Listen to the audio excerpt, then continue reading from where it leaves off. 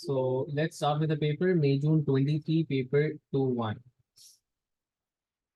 चल, सबसे पहले क्वेश्चन के अंदर it says an aircraft pulls a glider along a runway as shown. एक एयरक्राफ्ट है, वो एक ग्लाइडर को रनवे के ऊपर पुल कर रहा है। ठीक है।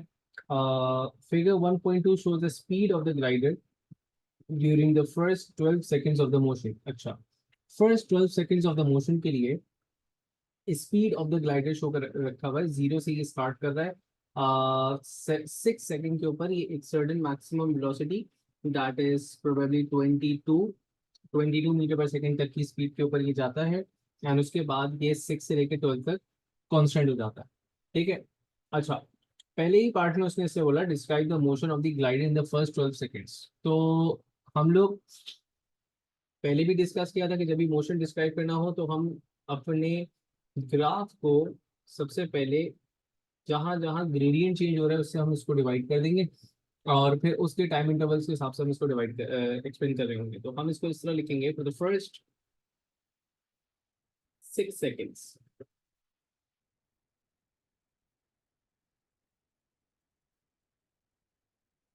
For the first 6 seconds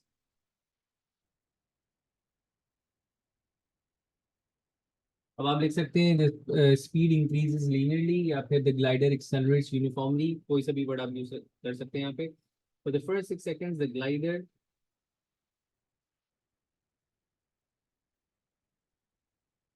accelerates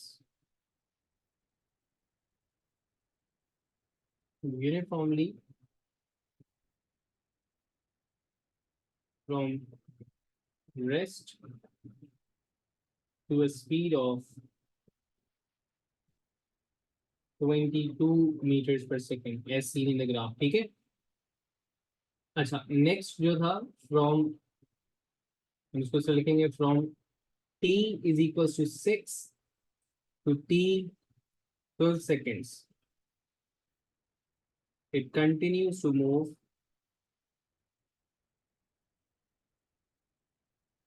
with the constant speed।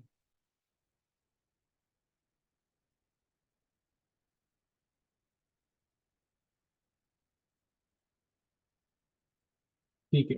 Constant acceleration for the first 6 seconds and the constant of 22 meter per second for the next 6 seconds। ठीक है, बिल्कुल सही है, बिल्कुल सही है। चलो, नेक्स्ट पार्ट में उसने बोला in the first 6 seconds of the motion there is a resulting force of 1800 newton on the glider. Using the increase in speed in the first 6 seconds calculate the mass of the glider. अच्छा, आपको force दे रखी हुई है, आपको increase in speed की बात की है फर्स्ट 6 seconds, और मास पूछा है। तो जो फॉर्मूला यहाँ पे रिलेट कर रहा है इन तीन चीजों को, that is F equals to M A. ठीक है। वी नो दी एफ की value from the question, mass हमें यहाँ पे निकालना है, और एक्सेलरेशन जो है वो मुझे ग्राफ के ग्रेडियंट से पता चल जाएगा। ठीक है। अच्छा, अब अगर मैं ग्राफ के ग्रेडियंट की वैल्यू यहाँ पे निकालता हूँ फॉर द एक्सेलरेशन, तो वो 0 से 22 की स्पीड पे गया था, तो that would be 22 divided by time जो लगा था दैट वाज 6। तो यहाँ से एक्सेलरेशन की वैल्यू आएगी। कैलकुलेटर्स आप सबके हाथ में होंगे और आप लोग साथ साथ कैलकुलेट करोगे मेरे। तो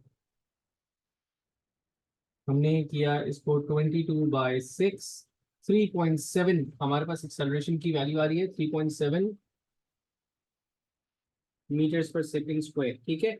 अच्छा, फॉर मास दोबारा इस फॉर्मूला की तरफ आएंगे, that would be 1800 force divided by acceleration, और एक्सेलरेशन की वैल्यू 3.7।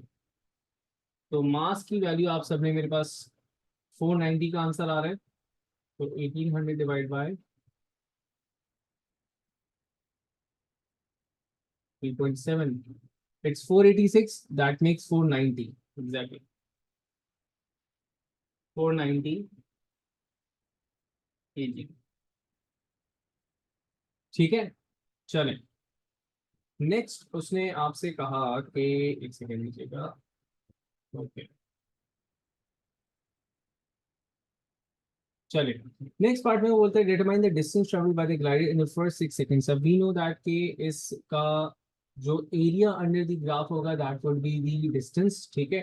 तो डिस्टेंस के लिए हम यहाँ पे इसको सॉल्व कर रहे हैं। पहले डिस्टेंस के लिए वी नो दैट कि हमें एरिया चाहिए और ट्राइंगुलर शेप है, तो हमारे पास half into base into height. First 6 seconds के लिए चाहिए, तो base would be 6 seconds and height would be 22। तो यहाँ से आपके पास डिस्टेंस आ जाएगा 66 मीटर्स।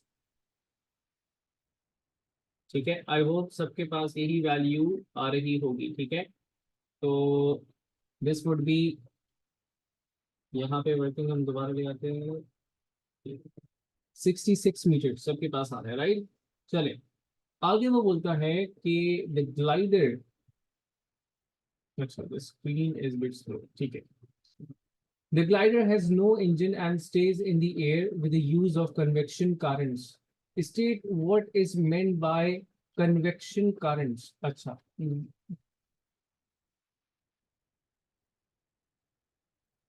ठीक है। The current formed by the rising of less denser air, यहाँ पे अब लिखेंगे क्योंकि यहाँ पे लिक्विड तो है नहीं ना, तो हम यहाँ पे एयर का वर्ड यूज करेंगे, क्योंकि देखिए हमने कन्वेक्शन जो है ना वो आपके पास फ्लूइड्स के अंदर होती है, वो लिक्विड्स डेफिनेटली वहाँ पे लिक्विड्स में हो रही थी। ठीक है, यहाँ पे आपके पास एयर में हो रही होगी। हाँ, ठीक है। तो आप लिखेंगे राइजिंग, मतलब आप लिखेंगे करंट्स, या फिर इस तरह लिख दो कि एयर करंट्स, स्पेसिफिक हो जाएगा। Air currents form due to rising of hot air. ठीक है, यहाँ पे आप लेस डेंस का वर्ड भी यूज कर सकते थे, and sinking of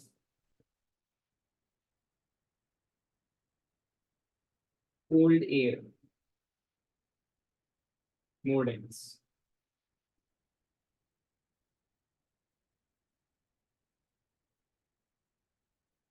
When less dense hot air rises and more dense air sinks and the cycle continues, exactly, ठीक है, सही है। चलिए जी, ये भी ठीक है। Suggest how the convection current that supports the glider is formed। अच्छा, जो आपके पास क्या कहते हैं ग्लाइडर को सपोर्ट कर रहा है कन्वेक्शन करंट, वो कैसे फॉर्म हुआ होगा। डेफिनेटली सरफेस से राइज कर रहा है, तो सरफेस का टेम्परेचर अगर ज्यादा है, मतलब हम लिखेंगे सरफेस का टेम्परेचर किसी भी वजह से the air near the surface, ठीक है, वो लेस डेंस हो जाएगी सरफेस के ज्यादा टेम्परेचर होने की वजह से, और उसकी वजह से वो राइज करेगा। रीजन क्या हो सकता है, आप रीजन बताएंगे, reason for the high temperature, तो आप लिख सकते हैं जनाब the thermal energy from the sun जो कि वो रिसीव कर रहा है, उसकी वजह से। तो आपके पास जो लेस डेंस एयर होती है, मोर डेंस एयर होती है, वो सिंक डाउन करती है। ठीक है, तो आप इसको लिखेंगे कि, पहले मैं आप लोग के आंसर्स पढ़ लूँ। चले, ठीक है। अच्छा, आप इसको लिखेंगे the hot air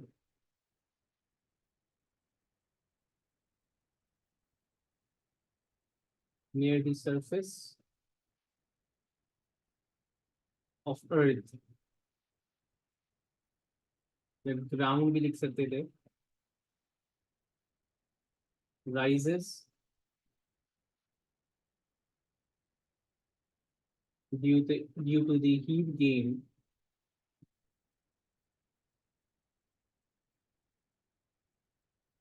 from the sun,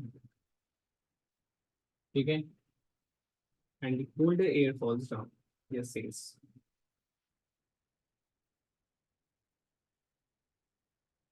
sinks towards the surface।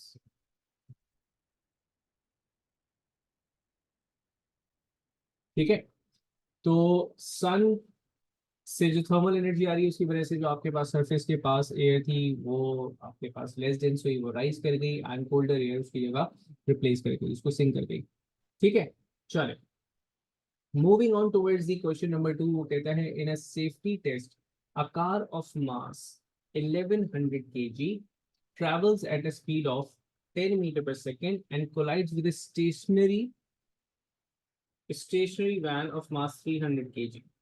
After the collision, the car and the van move together with a velocity v.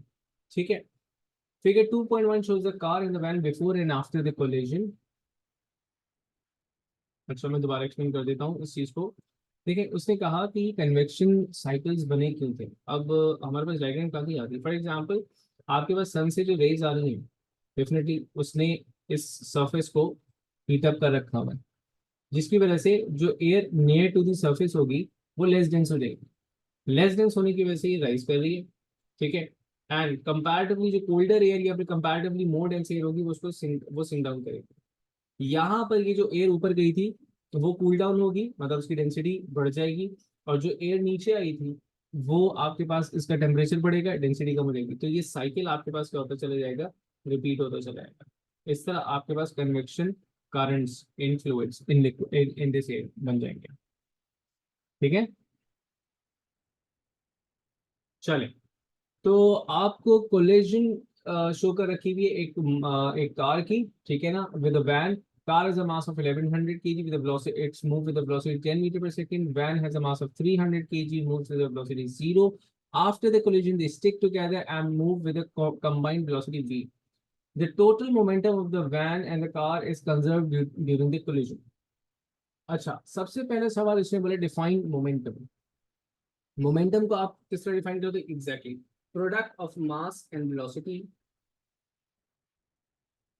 Product of mass and velocity of a moving object.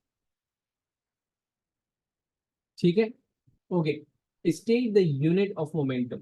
देखिए, momentum के हमने unit पढ़े थे KG metres पर second. ठीक है. And एक unit हमने न्यूटन सेकेंड्स भी पढ़ रखा हुआ है. तो you can code one of these two. बिल्कुल. Calculate the velocity v of the car and the van after the collision. After the collision के लिए मुझे वेलोसिटी, कंबाइंड वेलोसिटी चाहिए. तो यहाँ पे मैं लगाऊंगा conservation of momentum. What conservation of momentum is? Conservation of momentum states that the total momentum before the collision, but the initial, is equals to the total momentum that is after the collision, that is final.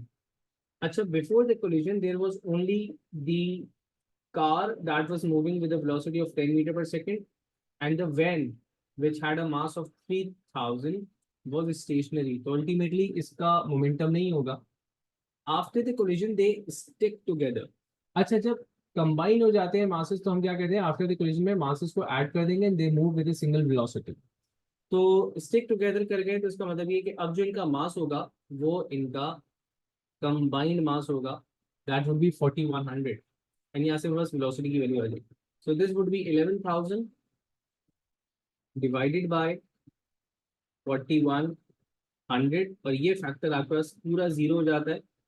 इसको आप ना भी लिखते थे कोई फर्क नहीं पड़ता, लेकिन अंडरस्टैंडिंग के लिए कि ये क्यों जीरो था या ये क्यों ऐड नहीं किया, क्योंकि मोमेंटम जीरो है. तो यहाँ से आपने वेलोसिटी की वैल्यू मुझे निकाल के दी है 2.7 मीटर्स पर सेकेंड.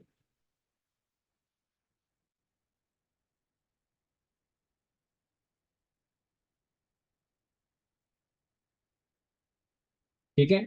चलिए जी, वेरी गुड. आगे बोलता है calculate the total kinetic energy of the car after the collision. Total kinetic energy of the two cars, car and the van, after the collision. तो सिंस मास तो combine हो चुका हुआ है और एक ही वेलोसिटी के साथ जा रहे हैं, तो इनकी काइनेटिक एनर्जी भी एक सिंगल वैल्यू रखेगी. वहां पर आपके पास जो फॉर्मूला है हाफ एम वी स्क्वायर, उसमें जो मास होगा that would be the total mass, जो कि 4100 है इन दोनों का कंबाइंड मास. ठीक है. एंड जो वेलोसिटी की वैल्यू है दैट वुड बी, जो ऊपर हमने कैलकुलेट की थी 2.7, और उसको हम स्क्वायर कर देंगे. So the value is 14944.5. Two significant figure के हिसाब से वैल्यू आपके पास आ जाएगी 15,000 जूल्स. राइट. आप इसको 15 × 10⁻³ भी लिख सकते थे, आप इसको 15 किलो जूल्स भी लिख सकते थे. ठीक है, ऐसे भी लिख सकते थे 15,000 जिस तरह हमने लिखा है. उसके बाद ये बोलते हैं state the transfer of energy that occurs in the collision. Transfer of energy जो कि इस कोलिजन के दौरान हुआ है. ठीक है. अब इनिशियली तो गाड़ी चलती भी आ रही थी, तो उसकी वजह से आपके पास क्या हुआ होगा, उसके पास आपका क्या कहते हैं उसकी गाड़ी की होगी काइनेटिक एनर्जी। ठीक है, जब वो टकराई होगी तो टकराने से internal energy of the gas वो इंक्रीज हुई होगी। ठीक है। अच्छा,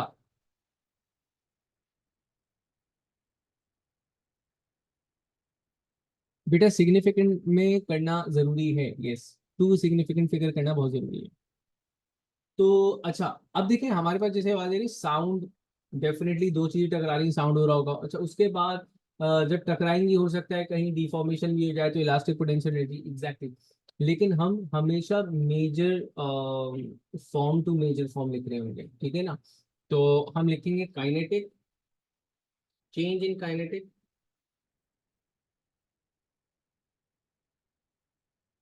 वो कन्वर्ट हो रहा है थर्मल के अंदर। अच्छा, आप यहाँ पे साउंड भी लिख सकते हो, गलत नहीं होगा। ठीक है। अच्छा, आप ई के kinetic energy of van and car, ठीक है ना। तो इनिशियली तो आपके पास सिर्फ काइनेटिक एनर्जी थी कार की, और वो बाद में इन सबके अंदर डिस्ट्रीब्यूट हो रही है। मोमेंटम ट्रांसफर की बात नहीं हो रही है यहाँ पे, काइनेटिक एनर्जी की बात हो, एनर्जी की बात हो रही है, तो आपने एनर्जी की टर्म्स में आंसर देना। ठीक है बच्चों, मोमेंटम तो ट्रांसफर हो रहा है, दैट्स ऑब्वियस। कोलिजन है तो मोमेंटम का एक्सचेंज है। चलिए, ओके, आगे figure, question number 3, figure 3.1 shows a circuit containing three resistors, a 12 volt power supply and an ammeter। एक सर्किट है, डीसी सर्किट है आपके पास, उसमें 12 वोल्ट पावर सप्लाई लगी हुई है, एक एमीटर लगा हुआ है, तीन रेजिस्टर्स हैं 400, 200 and 100 in series. Calculate the current in 400 ohm resistor.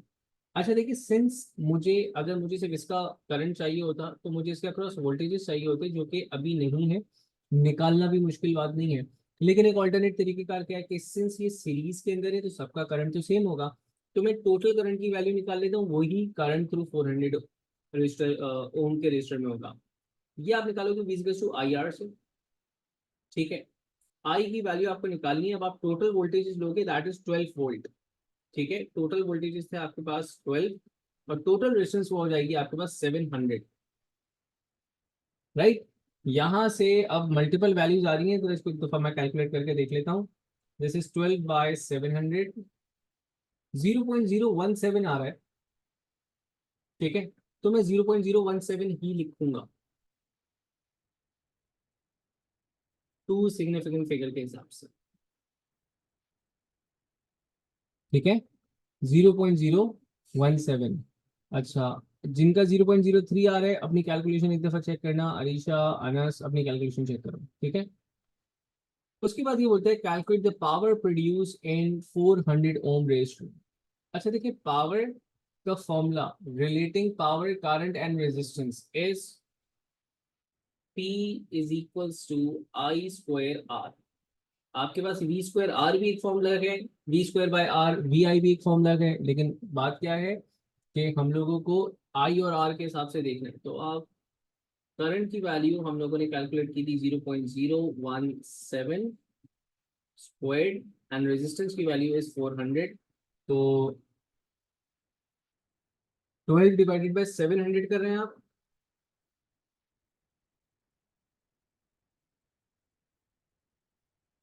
12 divided by 700, यही किया है आपने। अच्छा, अब ये 0.017, तो 12 डिवाइडेड बाय 700 करना है। अच्छा, 0.017, सॉरी 0.117 आ रहा है, तो मैं इसको लिखूंगा 0.12 watt according to significant figures. ठीक है जी, गुड हो गया। अच्छा, अब आगे उसने आपसे बोला a student uses all of the component shown in figure 3.1 in another circuit. She connects them so that there is a largest possible current in each resistor. The current in one of the resistor is larger than the current in the other two resistors. The student connects the ammeter into the circuit to measure the current in this resistor. draw the circuit diagram of the arrangement, label each resistor with the value of its resistance. अच्छा, मैं एक दफा सवाल को समझा दूं आप लोग को। वो कहता है कि ये जो 12 वोल्ट की बैटरी थी, 400, 200 और 100 ओम्स का एक रजिस्टर था, इन्हीं को और एक एमीटर को इस्तेमाल करते हुए इसने एक नया सर्किट बनाया इन डिफरेंट ओरिएंटेशन। ठीक है। अच्छा, उसने इस तरह अरेंज किया। अब जो की पॉइंट्स है वो यहाँ पे पड़े। She connects them so that there is a largest possible current in each resistor. हर रजिस्टर में जो करंट है वो लार्जेस्ट पॉसिबल आ जाए आपके पास। पहली बात, the current in one resistor is larger than the current in other two resistor. एक के अंदर बाकी दो से ज्यादा करंट जा रहा है आपके पास। ठीक है। अच्छा, सबके अंदर मैक्सिमम करंट जाए तो इसका मतलब ये है कि मुझे ओवरऑल रेजिस्टेंस कम से कम करनी पड़ेगी। ओवरऑल रेजिस्टेंस कम से कम किस वक्त हो सकती है कि जब मैं तीनों को पैरेलल में प्लेस कर दूं। ठीक है। तो सबसे पहली चीज तो ये है कि तीनों को पैरेलल में प्लेस किया।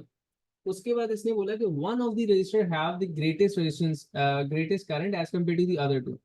तो जब पैरेलल में लगाते हैं, current divides and we know that the smallest value of the resistance will get the greatest value of the current. तो उसने उसी के साथ एमीटर लगाया था, मतलब 100 ओम के साथ हम लोगों ने एमीटर लगाना है। तो how would the circuit look like? अब वर्ड से देखिएगा। आप लोगों ने सबसे पहले बैटरी लगा, पावर सप्लाई लगानी है द वे इट वाज। ठीक है। उसके बाद आपने पैरेलल में तीन रजिस्टर्स लगाए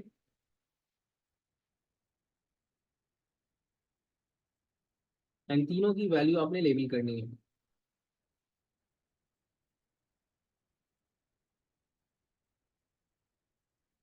और इसमें से जो 100 ओम वाला होगा उसमें आपने लगा देना है एक एमीटर साथ में से। ठीक है। तो 100 ओम वाले के साथ आपने एमीटर लगा दिया। तो ये फॉर एग्जांपल मैंने 400 के लिए बना दिया। इसी तरह एक मैंने 200 के लिए बना दिया। ठीक है। और इसी तरह एक मैं 100 ओम के लिए बनाऊंगा, लेकिन उसमें मैं एमीटर साथ में लगाऊंगा। राइट। तो एमीटर के लिए मैंने इसको हटाया और एक एमीटर यहाँ पेश कर दिया।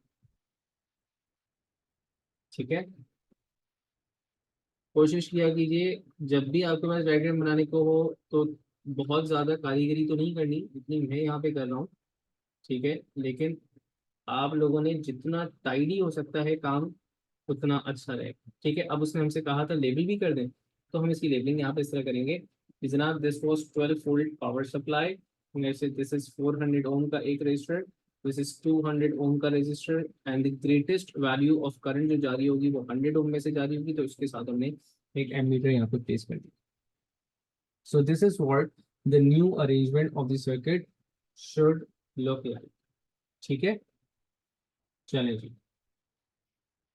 Moving on towards question number 4। वो कहता है कि a student pushes a drawing pen into a wooden board as shown। ठीक है। एक ड्राइंग पेन है, बोर्ड के अंदर स्टूडेंट उसको क्वेश्चन कर रहा है।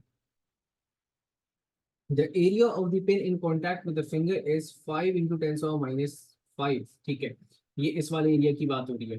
The student pushes downwards with the force of 26। तो अपर एरिया जो है इसका वो 5 × 10⁻⁵ है, और जो फिंगर से फोर्स लग रही है that is 26 newton. The mass of the drawing pen is very small. मतलब ये है कि मास मतलब उसके वेट की वजह से जो प्रेशर लग रहा होगा उसको हम निगलेक्ट कर रहे हैं। Calculate the pressure exerted by the finger on the drawing pen।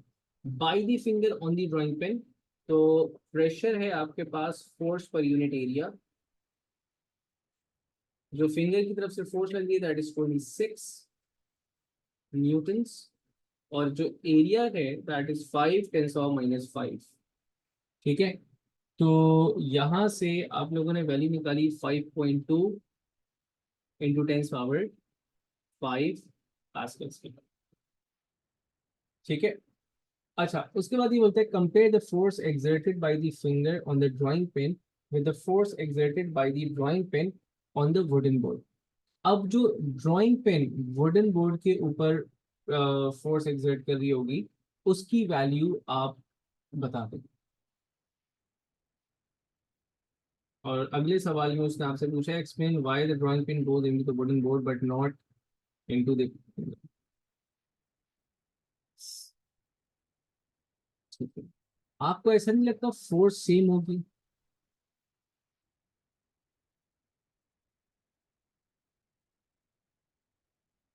Force would be equal, मतलब जितना फोर्स यहां से लग रहा है 26, वही फोर्स यहाँ लग रहा होगा 26, राइट? हाँ, यहाँ का जो प्रेशर है, जो भी हमने निकाला है, उससे बहुत ज्यादा प्रेशर यहाँ पर होगा क्योंकि फोर्स सेम है, एरिया कम हो चुका है। तो अगर सिर्फ फोर्स की बात कर रहा हूँ तो जितनी फोर्स ये यहाँ लगा रहा है एग्जैक्टली वही फोर्स एक्चुअली इसको डाउनवर्ड पुश कर रही है। So the force is same as the finger is applying on the drawing pen. The magnitude of the force would be same.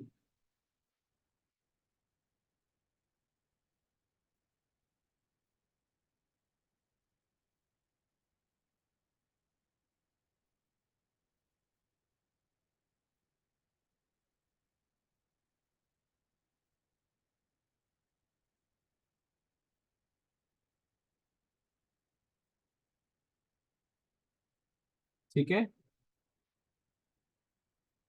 अच्छा, एक मिनट। अच्छा, दूसरे पार्ट में उसने आपसे पूछा है explain why the drawing pen. मेरी स्क्रीन स्क्रीन स्ट्रक तो नहीं है ना आप लोग के पास? मेरे पास है। अच्छा, explain why the drawing pen does goes into the wooden board but not into the finger. Exactly. अच्छा, आप ये लिखेंगे सरफेस एरिया जो कि in contact with the wooden board है that is very very small, जिसकी वजह से there would be a very high pressure, more pressure exerted due to the lesser area. Exactly. अच्छा देखिए, ये जो आंसर है ना, more pressure is exerted due to the lesser area in contact, बिल्कुल सही आंसर है। ऊपर वाला answer due to large surface area, ये भी ठीक है।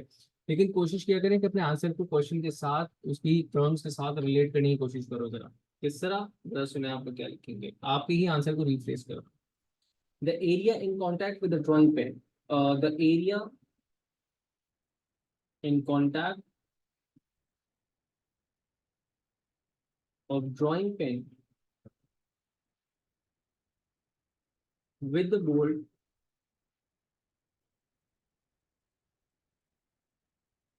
is much smaller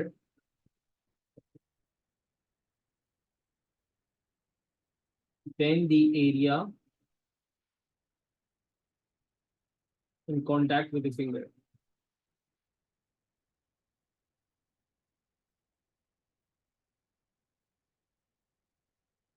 Hence, greater pressure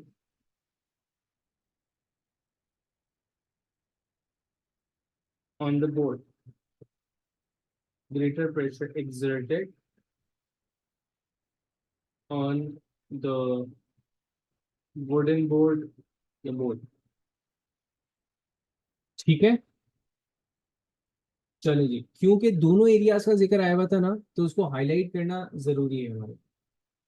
आगे उसने आपसे पूछा है वो कहता है figure 4.2 shows water emerging from a plastic bag that contains a number of small holes। ठीक है, एक प्लास्टिक बैग है, उसमें बहुत सारे होल्स हैं और उसमें से पानी जो है ना ऐसे करके गिर रहा है।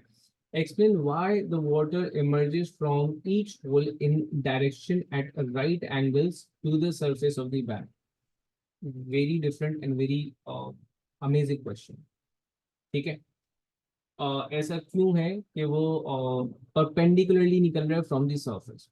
ठीक है, द रीजन इज, सबसे पहली बात तो ये है कि there would be a pressure due to the liquid in the bag. ठीक है। अच्छा, प्रेशर के अंदर the force is applied exerted, या भी जो भी आप यहाँ पे लिखेंगे, the force is perpendicular to the area in contact. तो जो फोर्स लग रही होगी टुवर्ड्स दी वॉल, वो परपेंडिकुलर फोर्स लग रही होगी, इस वजह से वहां से जो पार्टिकल्स निकल रहे होंगे वो इन अ परपेंडिकुलर डायरेक्शन एग्जिट कर रहे होंगे। इसलिए जहां से भी आपके पास वाटर निकल रहा है वो डायरेक्शन परपेंडिकुलर रखेगा और उसके बाद ड्यू टू ग्रेविटी फॉल कर रहा होगा, तो हर जगह से परपेंडिकुलर निकला and due to gravity fall कर रहा है। ठीक है। तो इस बात को हम लिखेंगे किस तरह? हम लिखेंगे there is a pressure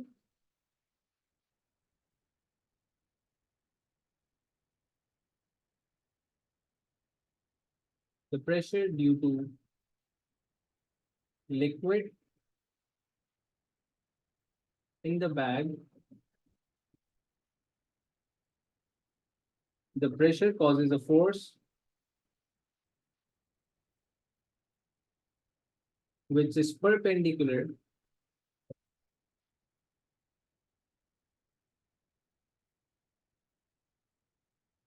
to the area in contact. Hence, the water emerges at right angles to the surface.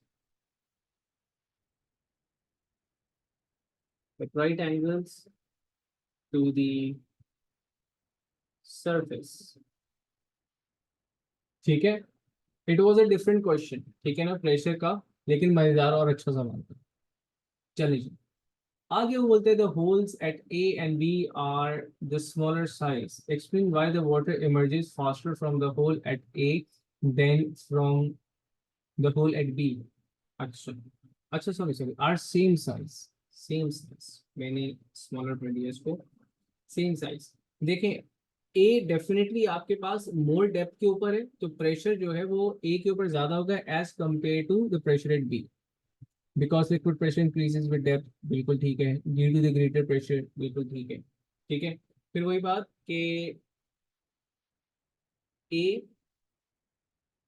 Is at greater depth than B, liquid pressure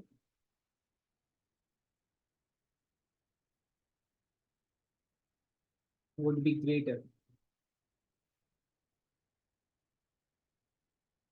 at A.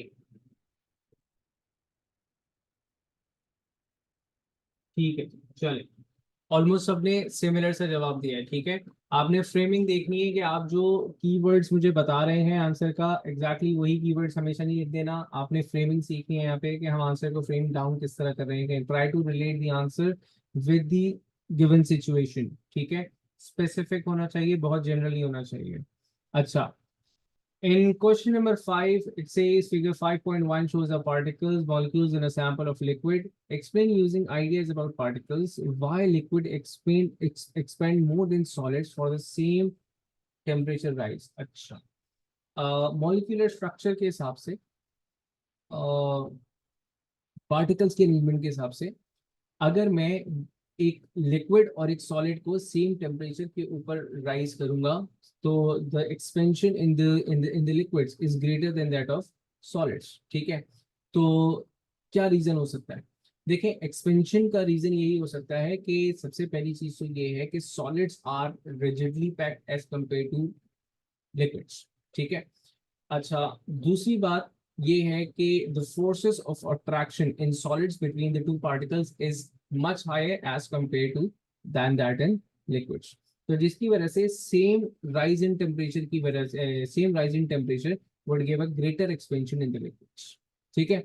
Now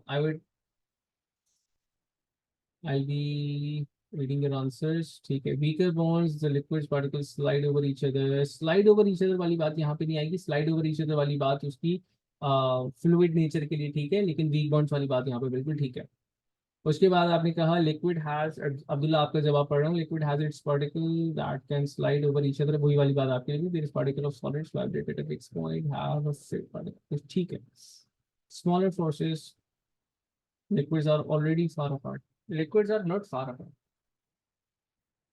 मैं इस मिसकंसेप्शन को ठीक कर दूं, liquids के particles are not far apart, they have approximately same average distance between the two particles as solids, उनकी जो force of attraction होती है it is weaker as compare to solids, ठीक है ना। उनका जो अरेंजमेंट है सॉलिड्स का वो रिजिड होता है, ठीक है। Mean distance is approximately the same, बाकी बातें सही है, ठीक है, ठीक है, ठीक है। ऑलमोस्ट सब ने 19-20 की जवाब दिया, ठीक है, ठीक है। अच्छा, arrangement of liquid is similar closeness ठीक है ना, सिमिलर सिमिलर एग्जैक्ट वही नहीं होगा 19-20, ठीक है ना, ऑलमोस्ट सिमिलर, बस रिजिडनेस नहीं है उनकी उनकी अरेंजमेंट में, they are not rigid, right. For example I have two objects, दोनों को मैं एक एक रिजिड रॉड से ज्वाइन कर दूं, ठीक है ना, और रॉड की लेट से लेंथ है 2 सेंटीमीटर और 2 सेंटीमीटर एक दूसरे से अपार्ट है और वो रिजिड है, ठीक है ना। एंड दूसरी एग्जाम्पल के अंदर सिमिलर टू बॉल्स लूं, उनको मैं अ थ्रेड ऑफ 2 सेंटीमीटर उससे जोड़ दूं। अब दोनों में फर्क क्या है, मीन एवरेज डिस्टेंस जो है वो दोनों का वही है, लेकिन मूविंग जो होगी, स्लाइडिंग ओवर जो होगी वो थ्रेड के मामले में ज्यादा होगी, और जो रॉड वाला चीज था जिससे मैंने रॉड से स्टिक किया हुआ था वो रिजिड हो जाएगा। तो ये है सॉलिड्स एंड लिक्विड्स के अरेंजमेंट में फर्क। लूजली पैक कह सकते हैं। यस, ठीक है। तो आप लोगों ने जो पॉइंट्स बताए मैं उन्हीं पॉइंट्स को लिख रहा हूँ यहाँ पे। तो आप लिखेंगे लिक्विड्स या particles in liquids have weaker bonds as compared to solids.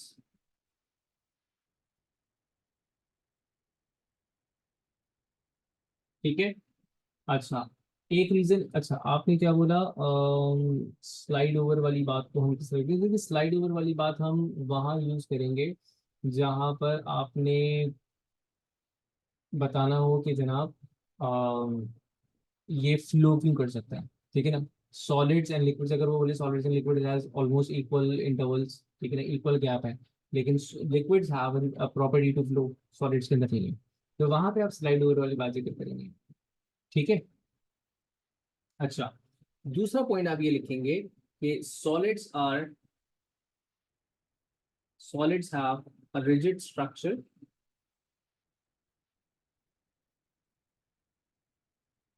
whereas liquids are, अब मैं आपका वाला पॉइंट लिख रहा हूँ, लूजली अटैच्ड, ठीक है।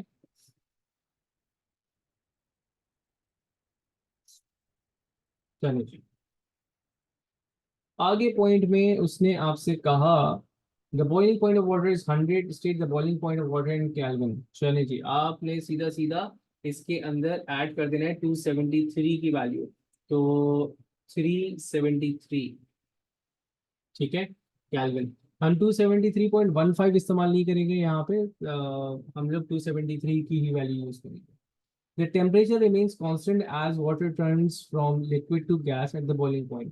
Explain in terms of particles why energy must be provided even though the temperature stays constant. Similar सवाल हम लोगों ने भी recently solve किया था कि energy is required potential energy के अंदर increase, या फिर एक बेहतर वर्ड जो था, क्योंकि इसने पार्टिकल का वर्ड यूज किया हुआ है, तो आप लिखेंगे तो for the work done against the forces between the particles, ठीक है ना। तो work done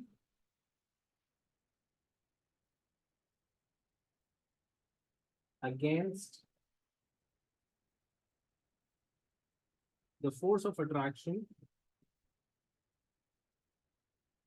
between the particles,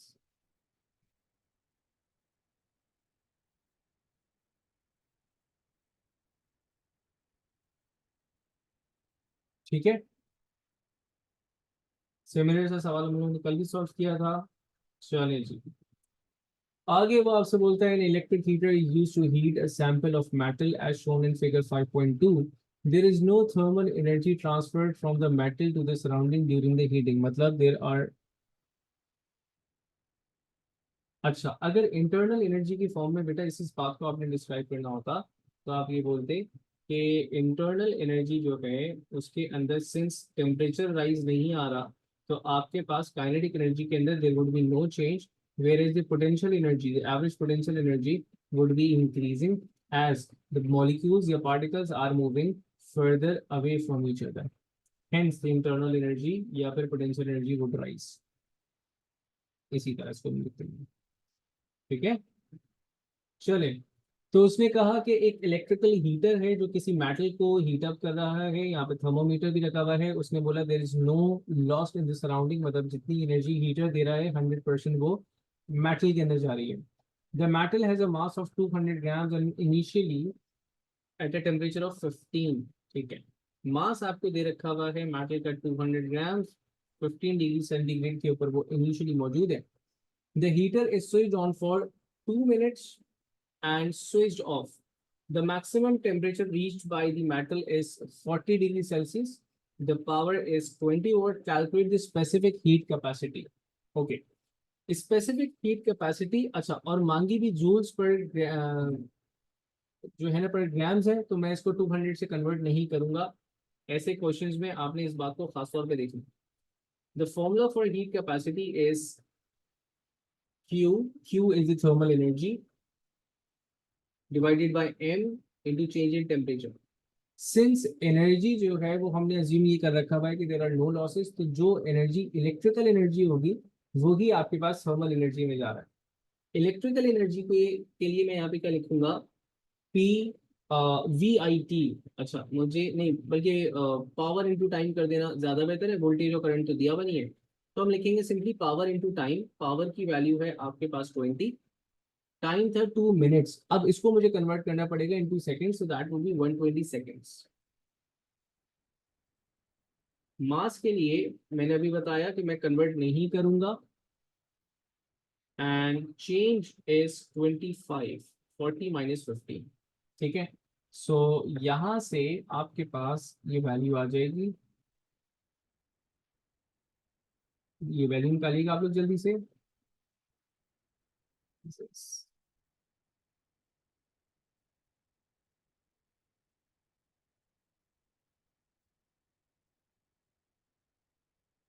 0.48 joules per ग्राम पर डिग्री सेल्सियस।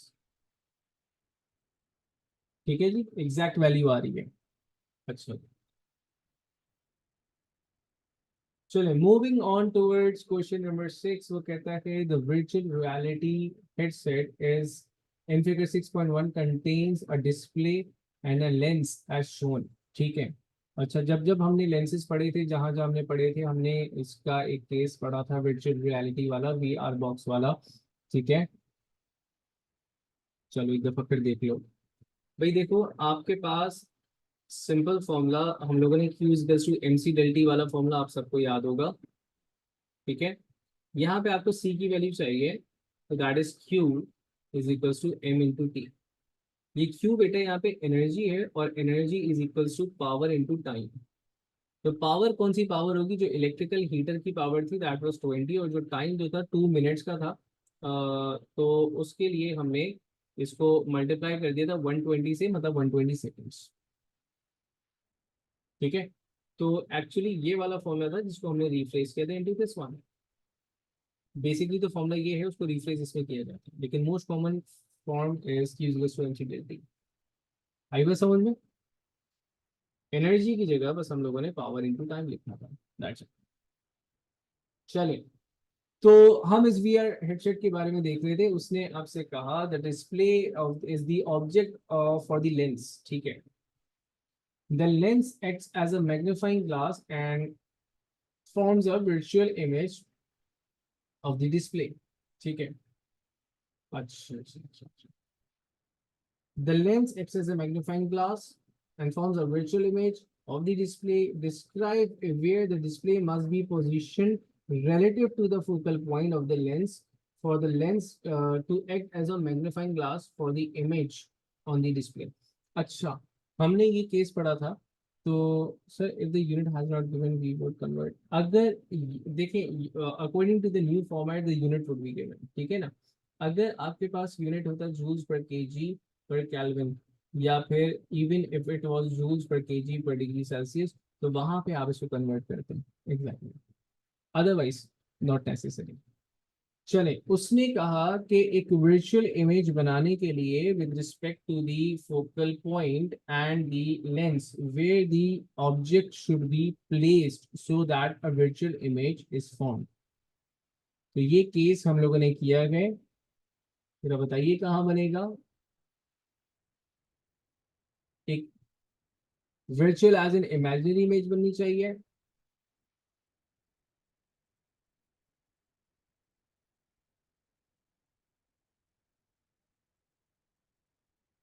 ठीक है जी। बेटा ऐसे केस में हमने पढ़ा था कि the the the image the object should be within the focal length. ठीक है, तो आप इसको within the focal length कह सकते हो, बिटवीन एफ एंड ओ भी कह सकते हो।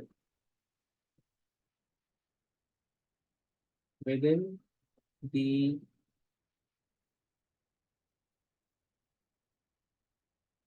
Focal length.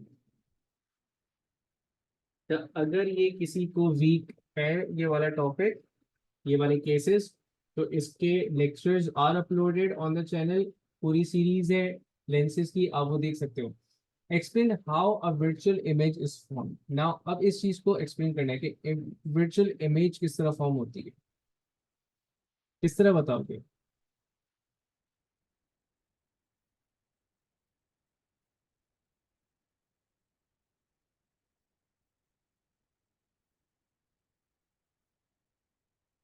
नहीं, मतलब यूजली क्या होता है कि इमेज हम वहां बनाते हैं ना जहां पर आपके पास जो रेज है वो इंटरसेक्ट कर रही होती है। ठीक है ना, तो यहाँ तो रेज इंटरसेक्ट नहीं कर रही होंगी। हाँ, तो इन रियलिटी नहीं लिखेंगे, ऑन स्क्रीन लिखेंगे, मतलब इन रियलिटी की जगह पर लिखेंगे ऑन स्क्रीन। आप इसे लिख सकते हैं raise refracted from lens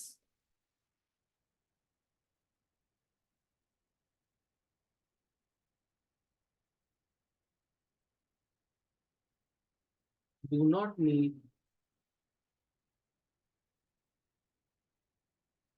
at the screen। ठीक है, imaginary rays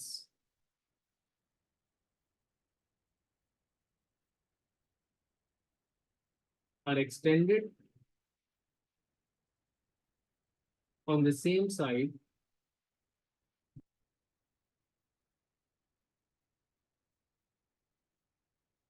until the point of intersection।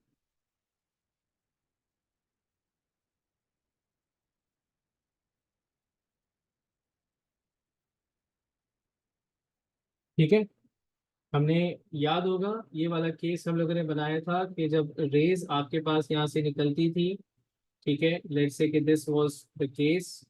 तो इसमें क्या हो रहा था कि एक रे यूं निकल गई थी और एक रे आपके पास पैरेलल होने के बाद ऐसे जा रही थी।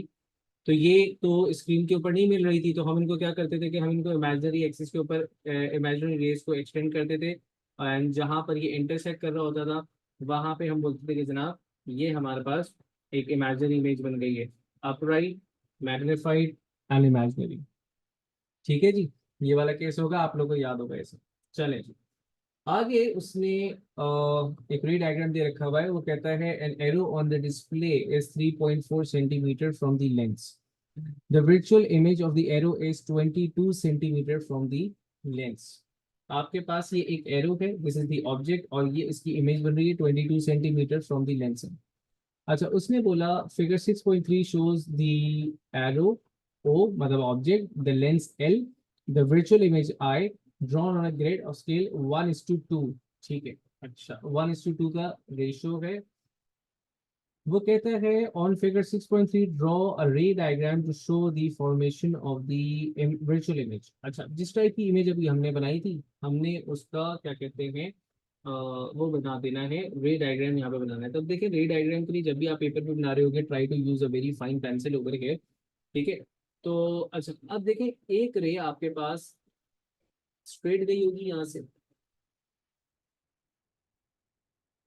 एंड ठीक है, एंड वो एफ से गुजरी होगी, एंड अभी तक तो मुझे एफ की वैल्यू नहीं पता, तो मैं एफ की वैल्यू यहाँ पे नहीं दूँ। दूसरी रे जो है वो आपके पास बिल्कुल ऑप्टिकल सेंटर से ऐसे गुजरी होगी, और यही वो रे है जिसको मुझे एक्सटेंड करना था till the top of this value.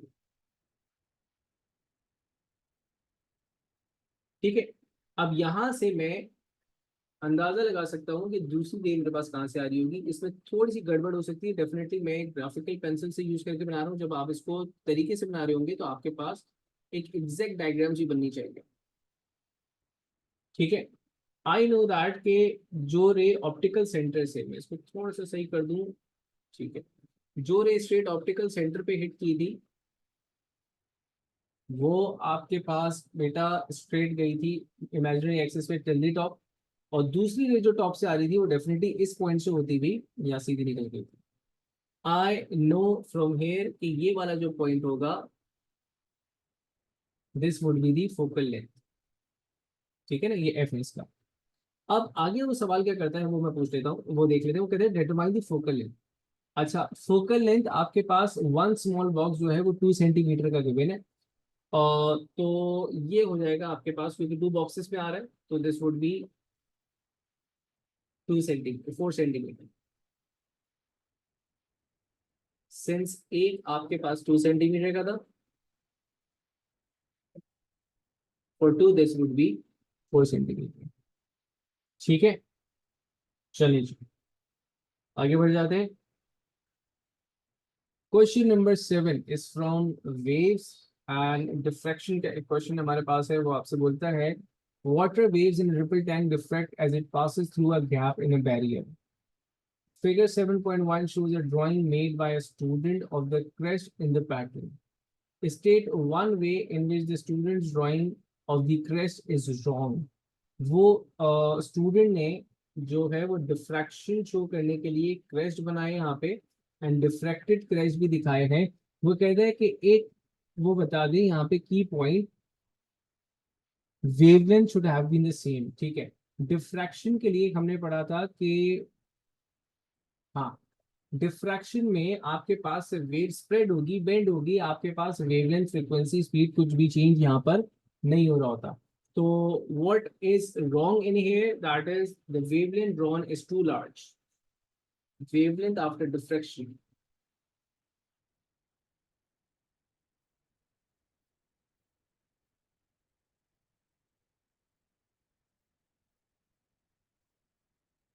Is too large, या आप लिख सकते थे should have been the same. अच्छा, उसके बाद उसने आपसे बोला the gap in the barrier is now made smaller than the wavelength. ठीक है, complete with at least three crests to show the new diffraction pattern। अब जो आपके पास पैटर्न है उसने कहा कि उसमें हम लोगों ने क्या कह सकते हैं, क्या क्या हम लोगों ने पैटर्न जो गैप है उसको बहुत कम कर दिया हुआ है। ठीक है। अच्छा, मैंने क्या कहा था कि जब हमने एक डायग्राम बनाई थी, जब गैप को हम कम कर देते तो हमारे पास पूरी एक सेमी सर्कुलर सा वो डिफ्रैक्टेड वेव जम रही होती है। लेकिन अब इसमें एक चीज का ख्याल रखना है आप लोगों ने कि वेवलेंथ ऑलमोस्ट इतनी रखनी है। तो लेट्स से कि एक वेव मैंने अगर ऐसे बना दी, अच्छा अब मेरी कंप्लीट सेमी सर्कुलर तो नहीं बन पा रही है, दूसरी कुछ में जा रही होगी, तीसरी कुछ में जा रही होगी, आपने कम से कम 3 से 4 शो कर देनी है। ठीक है, मेक श्योर कि आपका गैप सेम रहे, मेक श्योर ये ऑलमोस्ट सेमी सर्कुलर। ठीक है, तो किन किन चीजों का ख्याल रखना है वो मैं यहाँ पे लिख देता हूँ। ऑलमोस्ट सेम गैप,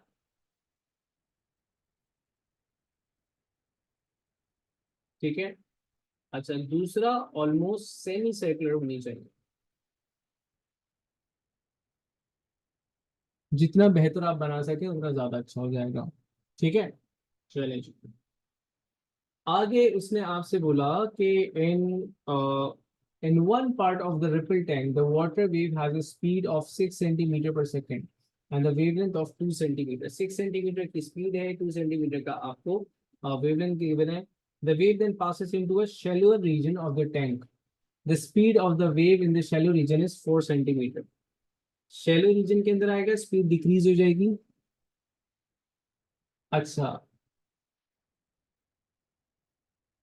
देखो it's better to draw with a pen क्योंकि it's a paper to thing, ठीक है ना, लेकिन आप पेंसिल से कर दोगे तो हर्ज लेता है। अच्छा, सबसे पहले बोलते हैं डिफाइन द टर्म वेवलेंथ। तो वेवलेंथ किसे कहते हैं आप? Distance between two consecutive trough और crest, length of a complete wave, या distance between two in phase point भी लिख पाया था मैंने आप लोगों को। तो आप सिंपलेस्ट इसको रखोगे डिस्टेंस बिटवीन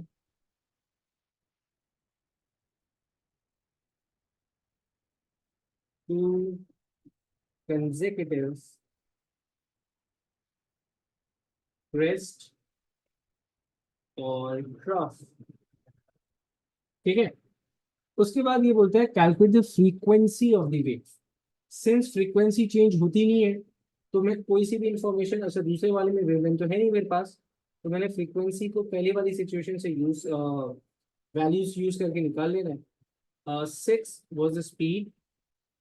अच्छा, अब वेवलेंथ है, उसको मैं 2 में ही लिखूंगा, क्योंकि ये भी सेंटीमीटर पर सेकंड था और ये भी सेंटीमीटर में गिवन है, तो वेव फ्रीक्वेंसी की वैल्यू आपके पास आ जाएगी 3 हर्ट्ज एग्जैक्ट। अच्छा, इवन आफ्टर दी फ्रैक्शन ये वैल्यू 3 ही रहेगी। अब ये बोलते हैं calculate the wavelength of the wave in the shallow part. तो शैलो पार्ट के अंदर आपके पास स्पीड की वैल्यू चेंज हो जाएगी, वेवलेंथ की वैल्यू चेंज हो जाएगी, लेकिन frequency is still the same. तो ये हो जाएगा आपके पास 1.3 समथिंग, ऐसा ही है।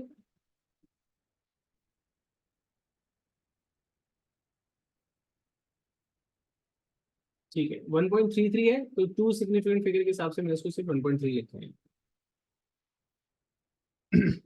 After diffraction it won't change, लेकिन यहाँ तो रिफ्रैक्शन हो रहा है ना बच्चा, मतलब the water in a ripple tank is moving from deeper region to a shallow region, तो ये तो रिफ्रैक्शन, वो वाला पार्ट यहाँ पे खत्म हो गया, डिफ्रैक्शन वाला।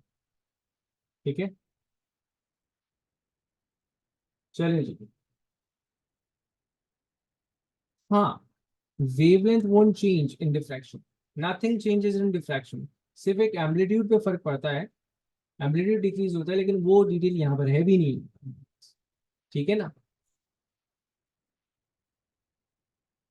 चलिए जी।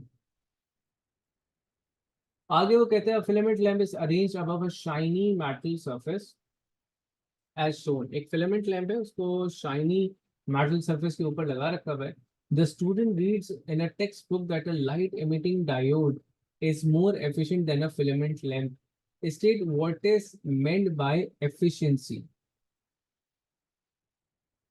Greater ratio या रेशो ऑफ यूजफुल आउटपुट। ठीक है, उसने सिर्फ what is meant by efficiency पूछा है, तो आप लिखेंगे कि ratio of useful output over total input. ठीक है, अच्छा, नेक्स्ट पार्ट वो कहते हैं suggest why the efficiency of a filament lamp is very low. Efficiency of filament lamp low क्यों होगी? क्योंकि उसमें थर्मल एनर्जी ज्यादा प्रोड्यूस हो रही है।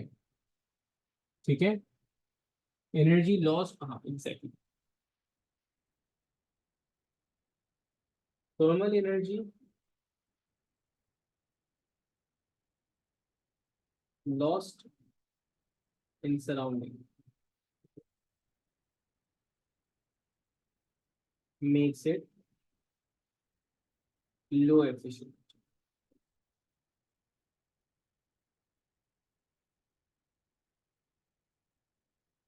ठीक है, कंपैरेटिवली ज्यादा एनर्जी लॉस करना है।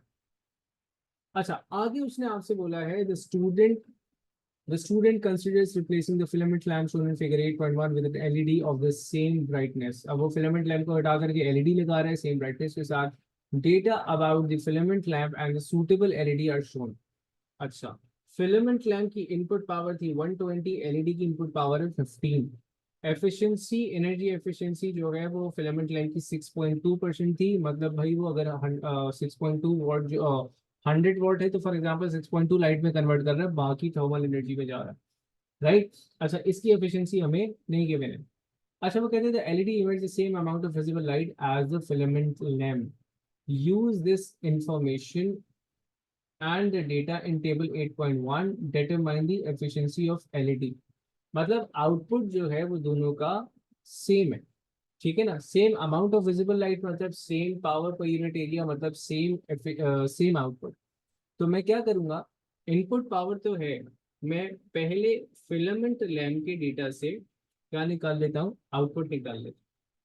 ठीक है, power output from the filament lamp would be efficiency, that is 0.062 multiplied by 120, जो कि टोटल इनपुट पावर था आपके पास। ठीक है, तो 0.062 इंटू 120 गिव्स मी 7.4, 7.44 आ रहा है। This is the output power of both LED and जो भी आपके पास फिलामेंट लैम्प था। अच्छा, अब अगर मैं एफिशिएंसी निकाल रहा हूँ फॉर एलईडी, तो that would be 7.44 divided by इसकी इनपुट पावर ही कम है 15 इंटू 100, तो ये आप लोगों ने 49.6 मतलब 50% एफिशिएंट है। तो as compare to the filament length, तो ये ठीक ठाक बेहतर काम कर रहा है मेरे पास। अच्छा, फिर वो आगे बोलता है the filament lamp is connected to the live and neutral wires in the main supply, the earth wire in the main supply is connected to the shiny metal surface, there is a fuse in the live wire. By accident, the live wire touches the shiny metal surface. Describe what then happens.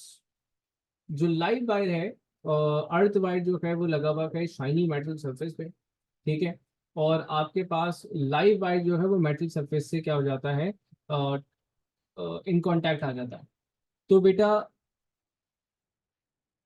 वो तो है, लेकिन circuit के साथ क्या होगा, वो तो डेंजरस तो हो गया, लेकिन डेंजरस की प्रिकॉशंस आपने पहले भी लगाई हुई है ना, तो आपने वो बताना है कि एक्चुअली क्या हुआ होगा। हुआ ये होगा कि आपके पास जो लाइव से करंट आ रहा था वो थ्रू ग्राउंड, ठीक है, सरफेस की तरफ जाता है, फ्यूज मेल्ट हो जाएगा, सर्किट ब्रेक हो जाएगा। बिल्कुल ठीक है। तो current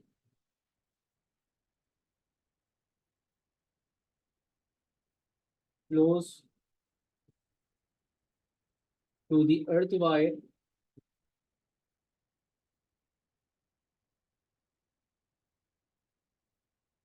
to the earth wire, ground, to ground. दूसरा पॉइंट क्या था आपके पास, फ्यूज ब्रोकन नहीं, फ्यूज के लिए वर्ड यूज होगा मेल्स या ब्लोस। ठीक है ना, फ्यूज मेल्स, सर्किट ब्रेक्स।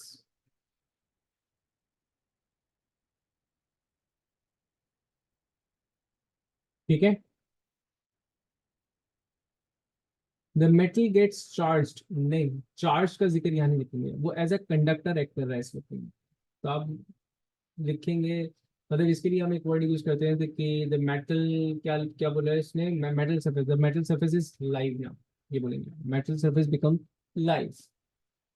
चले जी, आगे वो आपसे बोलता है in another similar lamp the fuse is wrongly connected into the earth wire, explain why a person is not protected when the live wire touches the shiny metal surface. उन्होंने जो earthing wire है ना वो live wire में लगा दिया। ठीक है, सॉरी, अर्थिंग वायर में लगा दिया उसने फ्यूज जो है। उसने बोला अब क्या है, अब क्यों, मतलब आपके पास देखें, होगा ये कि अगर ये आपके पास मेटल केस था, यहाँ से आपके पास आ रहा था लाइव वायर, और यहाँ से आपके पास आ रहा था अर्थिंग वायर जिसपे आपने फ्यूज लगा दिया। ठीक है, अब लेट्स से कि फ्यूज तो मेल्ट हो जाएगा, लेकिन यहाँ से तो करंट अभी भी आ रहा है, जो कि रुका हुआ है, वो इस वजह से रुका हुआ है क्योंकि there is no path to flow. लेकिन जैसे ही कोई यहाँ पे इन कांटेक्ट आता है, तो वो करंट को पाथ देगा फ्लो करने के लिए। ठीक है, और उनको लगेगा एक झटका। सही है, तो हम लिखेंगे fuse still melts and the circuit break.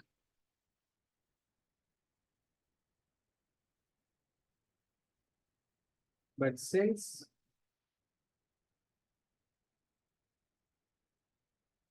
the metal is connected to the live wire,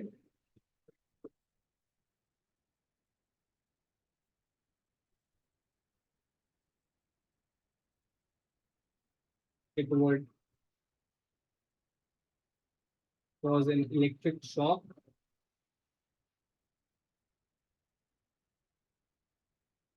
as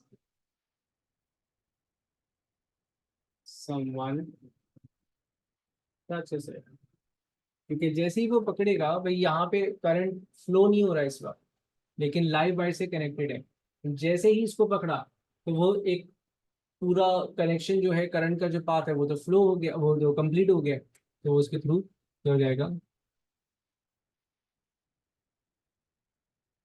ठीक, नहीं इस तरह नहीं लिख सकते कि देयर इज नो फ्यूज। आपने ये बताना है कि फ्यूज को अर्थ वायर में लगाने से क्या नुकसान है। तो अर्थ वायर में लगाने से नुकसान ये है कि फ्यूज तो ब्लो हो जाएगा, लेकिन still path of the current would be there. ठीक है, चले जी, moving on towards question number 9। वो कहता है कि figure 9.1 shows a simple AC generator. AC generator आपको दिखा रखा है। Explain why there is a voltage induced in the coil when the coil is turned. तो आप यहाँ पे क्या लिखेंगे, when the coil is turned, so the जो कॉइल के वायर्स हैं वो मैग्नेटिक फील्ड लाइंस को कट करते हैं, due to which there is a current induced in the opposite sides A B and C D. C D mark नहीं किया हुआ, लेकिन हमने को नहीं बताया। ठीक है,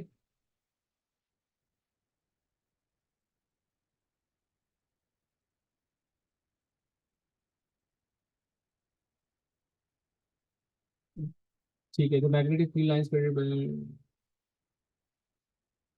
causes a change in magnetic flux and current is induced। आप लिखेंगे यहाँ पे as the coil rotates,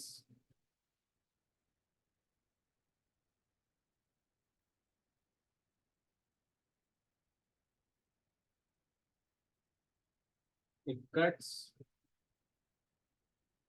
the magnetic field lines, causing a change in flux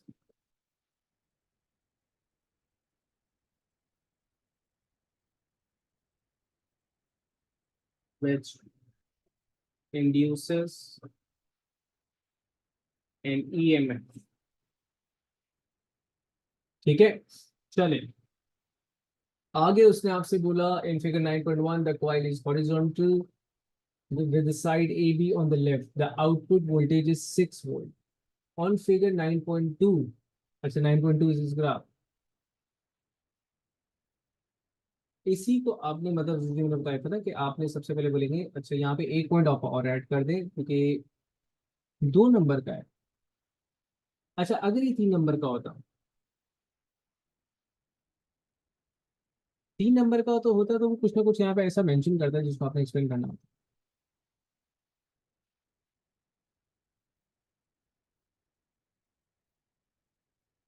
When the coil is radiated, cuts the magnetic field lines due to which there is a change in magnetic charges। ठीक है, ठीक है, ठीक है, ठीक है।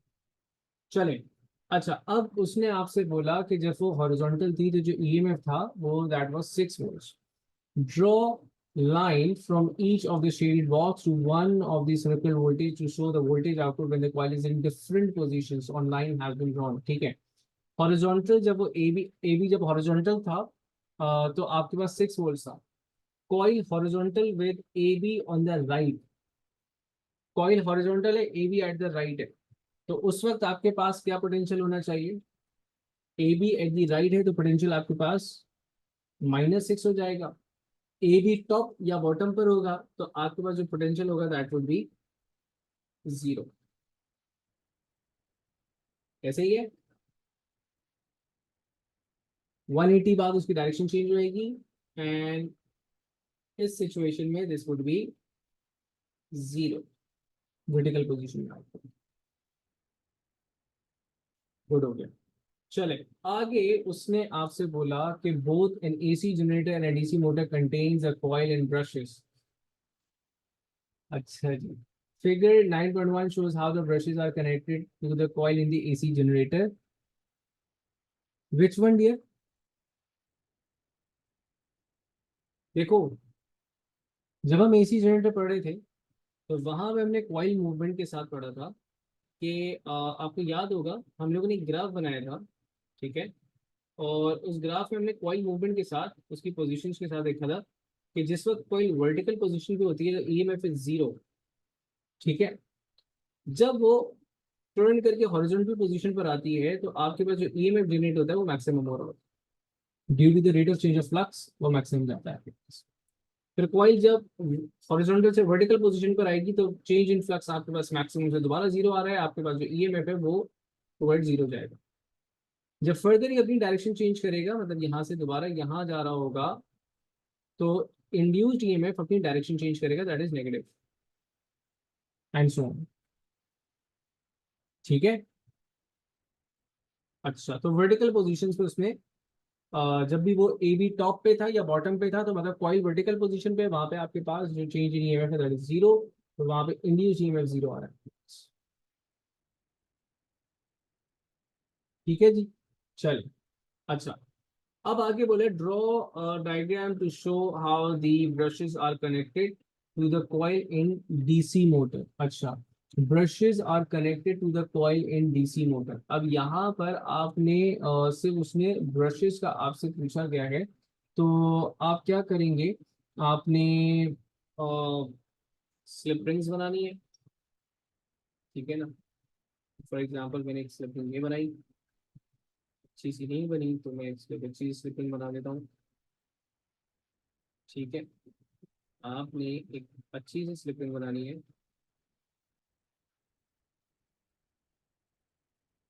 बहुत अच्छी सी स्लिपिंग, ठीक है, सॉरी स्प्लिट रिंग्स। उसके बाद आपने यहाँ पे कार्बन ब्रशेस कनेक्ट करने, कार्बन ब्रशेस आपने ऑन बोथ साइड कनेक्ट करने होंगे, वो आपने बच्चे के लिए आपके पास कार्बन ब्रश आ गया एक साइड के लिए, थोड़ा सा अच्छे से बना देना, मैं बस जल्दी जल्दी में इस तरह बना रहा हूँ उसको। अब आपने इसको कर देना है लेबल, तो आपने ये बता देना है कि this is a carbon brush,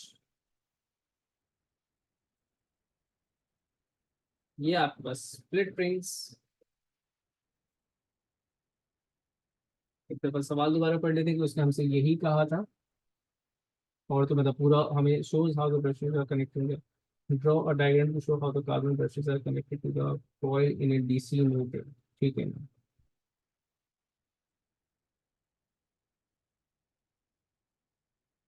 सही है।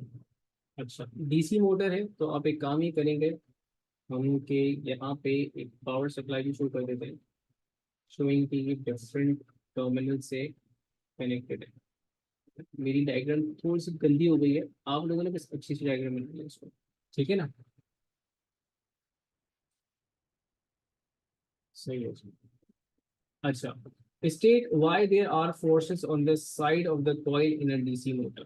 अच्छा, why there is a force on the side of the coil in a DC motor. DC motor की जो एंड्स हैं, मतलब जो कॉइल्स हैं, उस पर फोर्स क्यों लग रही होगी।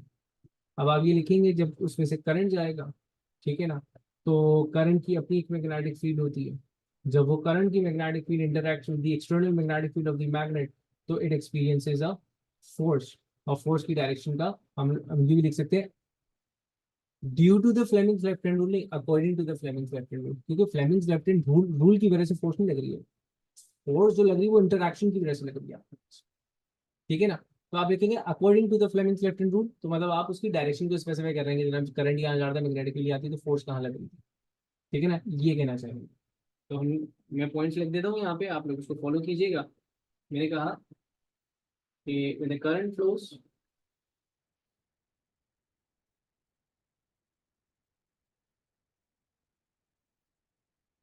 through the wire,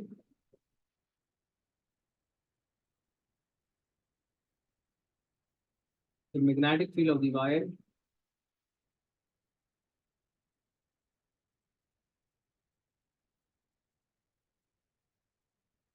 interacts with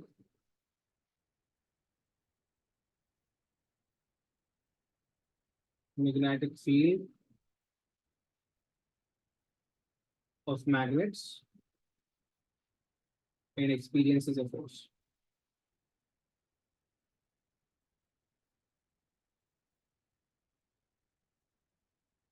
ठीक है बच्चों,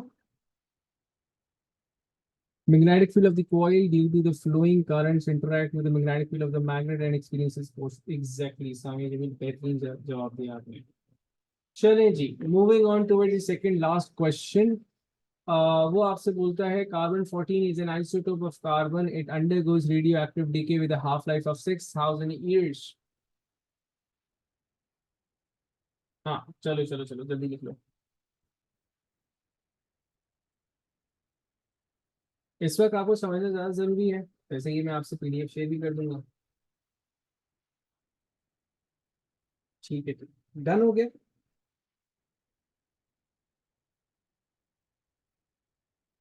गुड हो गया. वो कहता है carbon 14 is an isotope of carbon. It undergoes radioactive decay with a half life of 6000 साल.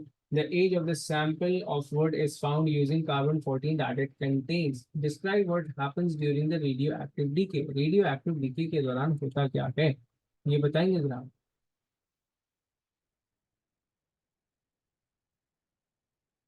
Unstable atom gets closer to stability by decaying particles. Get closer to stability नहीं मतलब get stability. तो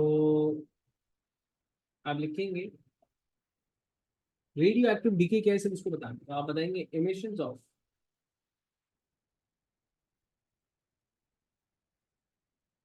particles. अब यहाँ पे specify भी करेंगे alpha and beta and rays that is gamma from an unstable nuclei. किसी भी अनस्टेबल न्यूक्लियाई से अल्फा बीटा गामा का निकलना is a radioactive process या radioactive decay. Radioactive sources नहीं, देखो रेडियो एक्टिव सोर्सेज तो आप उस सैंपल को कह रहे हो जो रेडियो एक्टिव है. मतलब कोई भी एक चीज, ये मेरे पास एक चीज थी, मैंने कहा ये रेडियो एक्टिव, इसमें से इमिशंस हो रही है तो ये खुद सोर्स हुआ. वो रेडियो एक्टिव पार्टिकल्स अनरेज करेंगे. ठीक है, चलिए जी. अच्छा, उसने ऐसा कहा है आपसे, the count rate of carbon 14 in the sample of the wood is initially 1600 counts पर मिनट. ठीक है, बिल्कुल सही है सामने बेटा. On figure 10.1, draw a graph to show how the count rate will vary over the next 24,000 years. ठीक है जी. देखिए 6000 का उसका हाफ लाइफ था, 24 का मतलब ये है कि 4 हाफ लाइफ गुजरी होगी. इनिशियली 1600 था. अब आपने इसका बताना है ओवर डिफरेंट टाइम. 6000 फिर 12,000 चले. फर्स्ट हाफ लाइफ इसकी गुजरेगी एट टाइम 6000, तो वहां पे 6000 ईयर्स, उसकी जो वैल्यू है वो 1600 से हो जाएगी आपके पास 1800. तो जो पहला आपने इंटरवल मार्क करना है वो ये. ठीक है ना. अच्छा, उसके बाद दूसरी हाफ लाइफ गुजरेगी 12,000 साल बाद, जहां पर इसके काउंट रेट जो है वो आपके पास 800 से हो जाएगा 400. अच्छा, 12 के बाद फिर यही आपके पास हाफ लाइफ गुजरेगी थर्ड हाफ लाइफ 1800. बेटा ऊपर गिवन है ये ना, 6000 ईयर्स इज गिवन. ठीक है ना. तो पहली हाफ लाइफ गुजरी थी 6000 पे, दूसरी 12,000 पे. अच्छा, तीसरी गुजरेगी आपके पास 18,000 पे. तो 18,000 के ऊपर ये 400 से हो जाएगा 200, राइट. एंड 24,200 से फिर ये हो जाएगा आपके पास 100. That would be somewhere at the centre यहाँ पे. ठीक है, तो आपके पास जो ग्राफ बनेगा would be somewhat like this. ठीक है, आप लोग जिसको बना रहे होंगे वो अच्छे से बना रहे होंगे. ठीक है, कुछ इस टाइप का आपके पास ग्राफ बन गया. चलिए जी, आगे उसने आपसे कहा है कि name the apparatus used to measure the radiation from the sample of wood and describe how it is used to measure the count rate. ठीक है, उस apparatus का नाम बता दें, ठीक है, and describe how it is use. तो हमने apparatus का नाम पढ़ा था, इसको हम कहते हैं GM ट्यूब या GM काउंटर।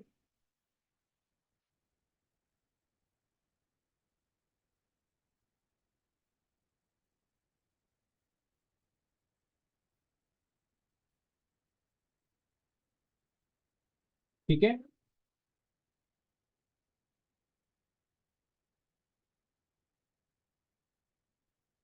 गीगर मीलर भी लिख सकते हैं, बिल्कुल पूरा नाम भी लिख सकते हैं, GM भी लिख सकते हैं, ठीक है। अच्छा, आप काउंट किस तरह करते हैं आप, how the apparatus is used, हम इसको इस तरह लिखते हैं कि सबसे पहले हम before exposing that source to the counter, हम पहले काउंटर को ऑन करते हैं, we measure the background count. उसके बाद हमें स्पेसिफिक टाइम पीरियड के लिए या फिर एक सर्टेन जितने भी हमें टाइम के लिए काउंट रेट मेजर करना होता है, हम काउंट रेट को मेजर करते हैं, उसमें से बैकग्राउंड काउंट को सब्ट्रैक्ट करते हैं। हमारा जो काउंटर है वो रेट मीटर के साथ या काउंटर के साथ लगा हुआ होता है, वो हमें रीडिंग दे रहा होता है, ठीक है ना। तो आप इसको सिंपली लिखेंगे कि वैल्यूज,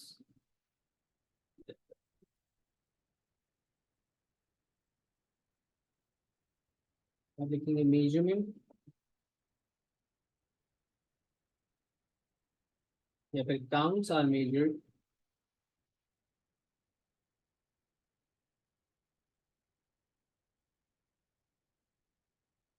फॉर अ सर्टेन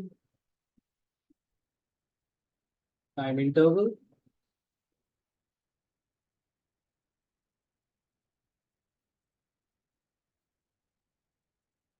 ठीक है, द बैकग्राउंड काउंट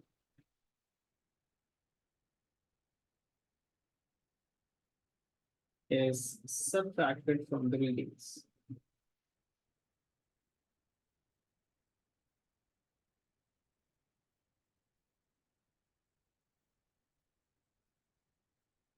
ठीक है, अच्छा उसके बाद describe how the count rate for from a sample of wood is used to find its age. एक किसी भी एक सैंपल ऑफ वुड में से, मतलब उसमें काउंट रेट को मेजर करके हम उसकी एज को किस तरह एस्टिमेट करते हैं। हमने ये चीज़ पढ़ी थी, दिस इज कार्बन डेटिंग, हमने पढ़ा था कि हम एक्चुअली क्या करते हैं, सबसे पहले जो हमारे पास करंट वर्ल्ड जो भी सैंपल है, हम उसका क्या कहते हैं, काउंट रेट मेजर करते हैं, ठीक है। अच्छा, फिर उसी तरह का सिमिलर सैंपल जो कि फ्रेश सैंपल हो, फ्रेश वुड हो, जो भी ऑब्जेक्ट है फ्रेश हो, उसका काउंट रेट लेते हैं। तो उससे हमें अंदाजा होता है कि इनिशियल काउंट रेट क्या था, फाइनल काउंट रेट क्या है, और फिर हम हाफ लाइफ को यूज करते हुए या हाफ लाइफ के ग्राफ को यूज करते हुए या हाफ लाइफ की कैलकुलेशन को यूज करते हुए हम आम, उसकी एज को एस्टिमेट करते हैं, ठीक है जी। तो हम इस तरह लिखेंगे कि initial count rate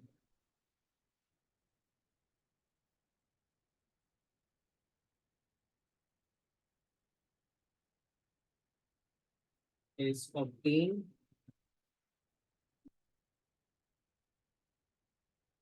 from the fresh sample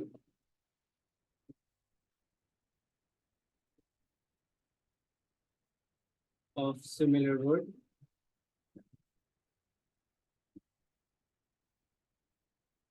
using current count rate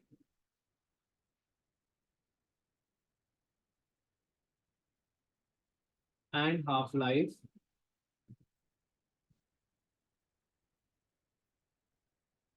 The age is being estimated.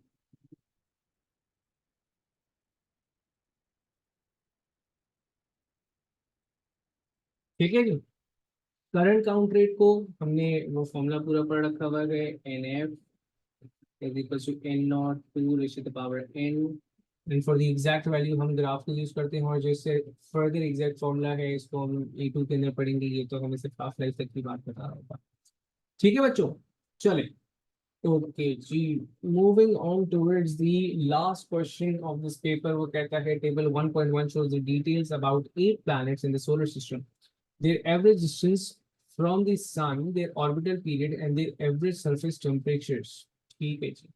अच्छा, सबसे पहले तो वो आपसे यहाँ पे बोलता है कंप्लीट कर दें इसको, तो अब आपको सीक्वेंस पता होनी चाहिए। सबसे पहला तो सभी को याद होता है, दैट इज मर्क्यूरी। ठीक है,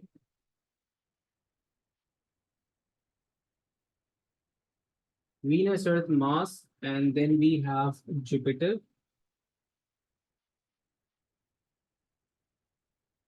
and Saturn, and इसके बाद यूरेनस, नेपट्यून, और बेचारे प्लूटो को, एग्जैक्ट, बेचारे प्लूटो को दर्जा नहीं मिला।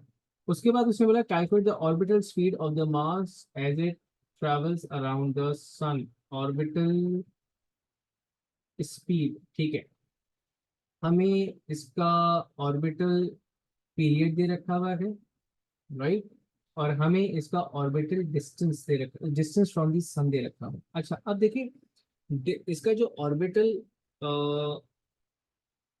टाइम दिया, कंस्ट्रिंग कि इसका जो ऑर्बिट है वो कंप्लीटली स्फेरिकल ऑर्बिट है, ठीक है, मार्स का, और sun being the centre of this orbital path, ये जो डिस्टेंस है this would be the radius. ठीक है, रेडियस की वैल्यू मतलब डिस्टेंस की वैल्यू हमें देखते हुए 2.3 10 पावर 8, 2.3 10 रेशो पावर 8, और हमें टाइम गिवन है। अगर मुझे स्पीड चाहिए बेटा, तो स्पीड आपके पास होती है डिस्टेंस ओवर टाइम। अच्छा, यहाँ जो डिस्टेंस है that is a circular path, तो वो हो जाएगा आपके पास 2 पाई आर, और आर इज 3.8 यहाँ पर, और जो टाइम है वो हमें ये दे रखा हुआ इन सेकेंड्स दे रखा हुआ है, तो हम इन सेकेंड्स यूज करेंगे क्योंकि यूनिट किलोमीटर पर सेकंड पूछा है इसने में। तो 4.9 इंटू 10 पावर 7। अब इसी फॉर्मूला में 2 पाई आर की जगह इसका ये डिस्टेंस लिखेंगे, दैट इज 2.3 इंटू 10 पावर 8। ये 2 पाई आर से बेटा सर्कुलर पाथ का डिस्टेंस आ जाएगा, 5.9 इंटू 10 पावर 7 इसका टाइम पीरियड था। आप इसको डिवाइड करोगे आपके पास ऑर्बिटल स्पीड आ जाती है 24.5, कैलकुलेट किया आप लोगों ने। ठीक है, 24.5 किलोमीटर पर सेकेंड।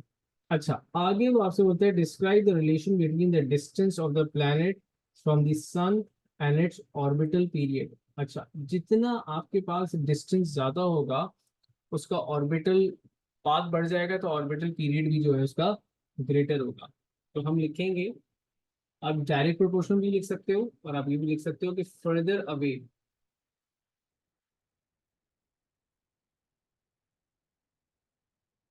द प्लैनेट,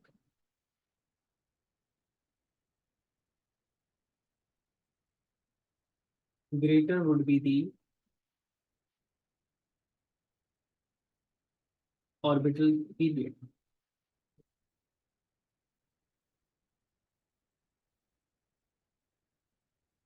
ठीक है, अच्छा, अगले पार्ट में उसने आपसे पूछा कि describe the relation between the distance from the sun and the average surface temperature of the planet. In your description include anomalies, मतलब वी हैव एन एनोमली। ठीक है, अच्छा देखिए, होना ये चाहिए कि जितना क्या कहते हैं आप सरफेस से, सॉरी, सन से दूर जाते चले जाएंगे उतना आपका सरफेस टेम्परेचर जो है वो रिड्यूस होते चला जाएगा, कंपेयरिंग के हमारे बाद मार्स, मार्स के बाद जुपिटर, इन सबका जो सरफेस टेम्परेचर है वो कम होना चाहिए। उसने बोला एक एनोमली को ऐड करना। वो एनोमली यहाँ पे कौन सा है? वीनस। वीनस का जो सरफेस टेम्परेचर है it is greater than Mercury, although Mercury sun से ज्यादा नजदीक है। इसका रीजन क्या है? ग्रीन हाउस इफेक्ट्स बहुत ज्यादा है आपके पास वीनस के ऊपर। ठीक है, तो एनोमलीज एज इन की बिल्कुल एक्सेप्शनल बिहेवियर शो करना, सही है ना? चलिए जी, तो सबसे पहले हम लिखेंगे कि greater the distance from the sun,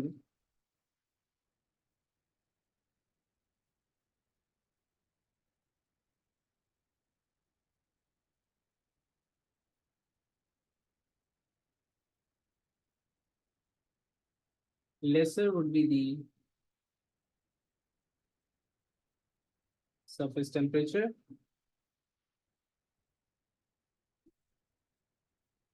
ठीक है, वेयर एज, क्योंकि एक एक्सेप्शनल केस है, whereas surface temperature of Venus is greater than Mercury.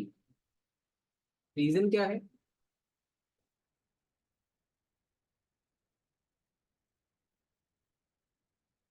Due to green house effects.